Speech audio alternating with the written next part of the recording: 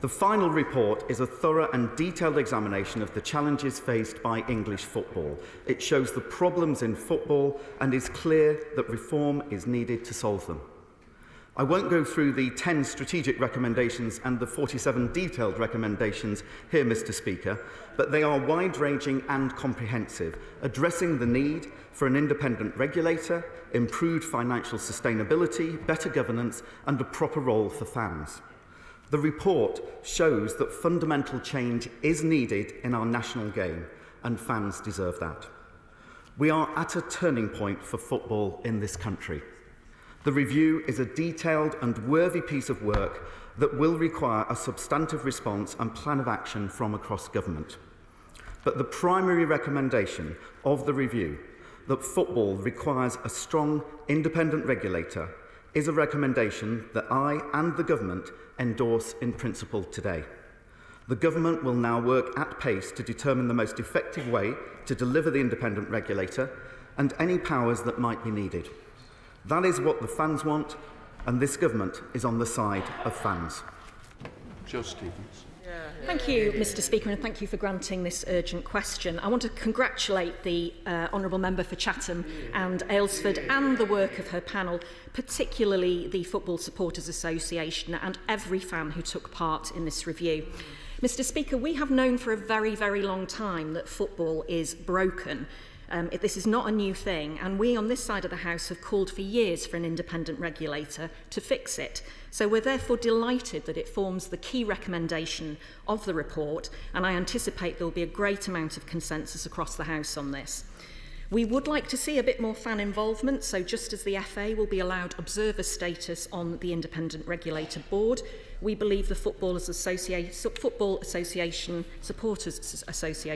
should too. I have to say I was somewhat concerned to see the Secretary of State's tweet this morning when she said she is, quote, endorsing in principle the primary recommendation, unquote, of the review.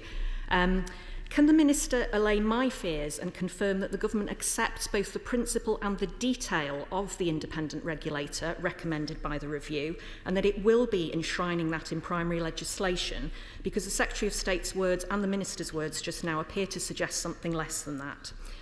Does the Minister agree with me that there is no need to delay further, and will he commit to bring forward a bill in the new year?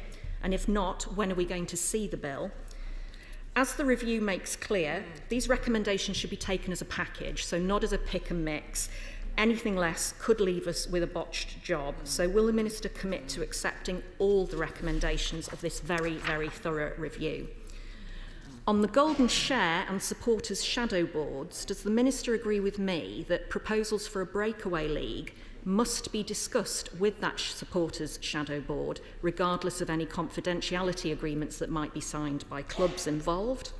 And finally, has the Government at any point had discussions about reform of football governance with the Welsh Government regarding Welsh clubs who also take part in the English club structure?